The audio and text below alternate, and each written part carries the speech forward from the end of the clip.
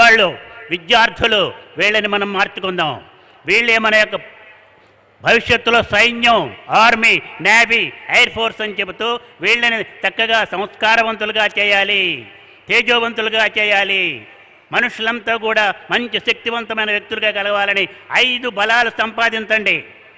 Physical strength, mental strength, financial strength, social strength అని, spiritual strength అని ఈ 5 బలాలు మనం సంపాదించాలి. ఏ ఒకటి వదిలిపెట్టకూడదు.